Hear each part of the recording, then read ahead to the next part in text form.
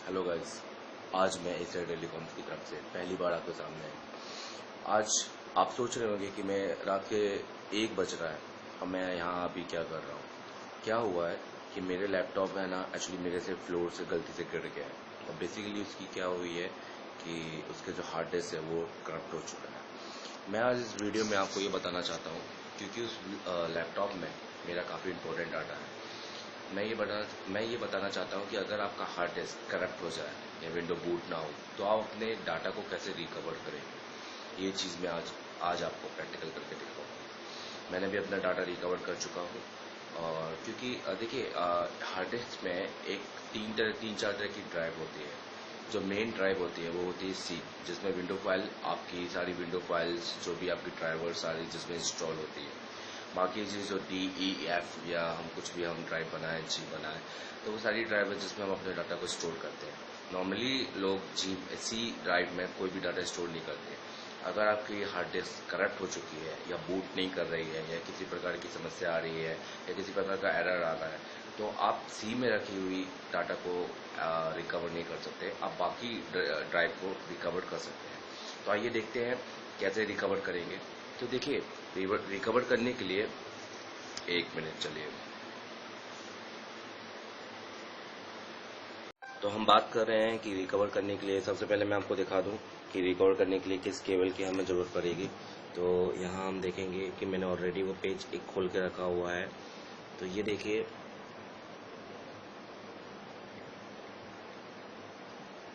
ये ये केबल है, ये केबल चाहिए हमें। अगर ये केबल है आपके साथ तो आप सिर्फ एक कंप्यूटर के थ्रू ही रिकवर कर सकते हैं। और मैं आपको दिखाऊंगा कि मैंने इस केबल का प्रयोग कैसे किया हुआ है। तो ये केबल बेसिकली साटा केबल होती है।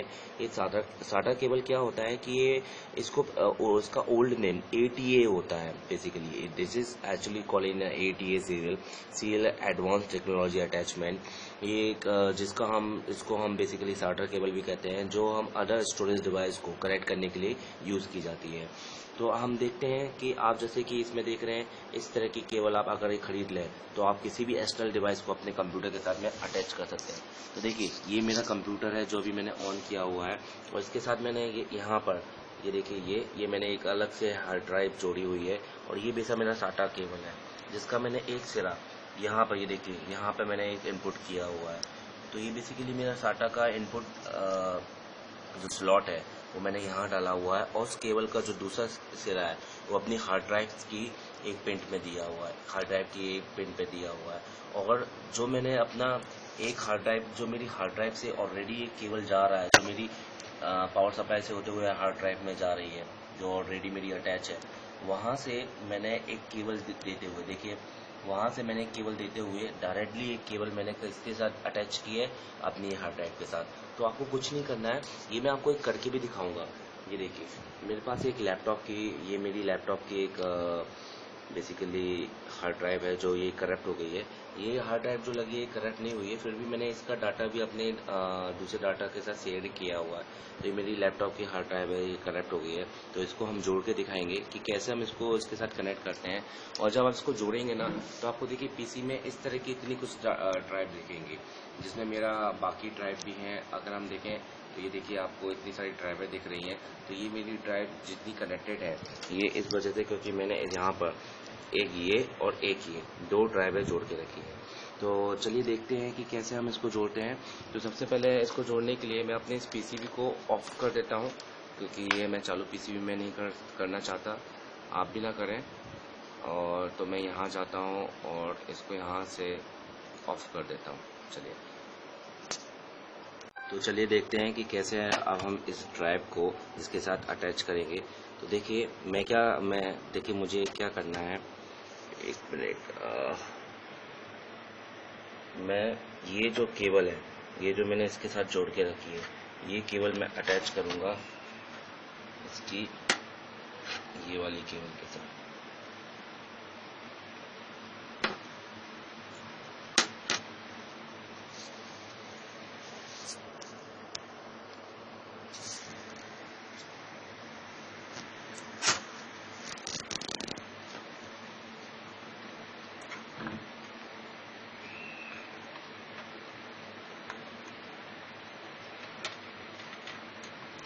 ये हो गई। और ये जो केबल है, ये जो यहाँ निकली है पावर सप्लाई से, ये मैं इसकी ये केबल ये मैं अटैच करूँगा। तो बेसिकली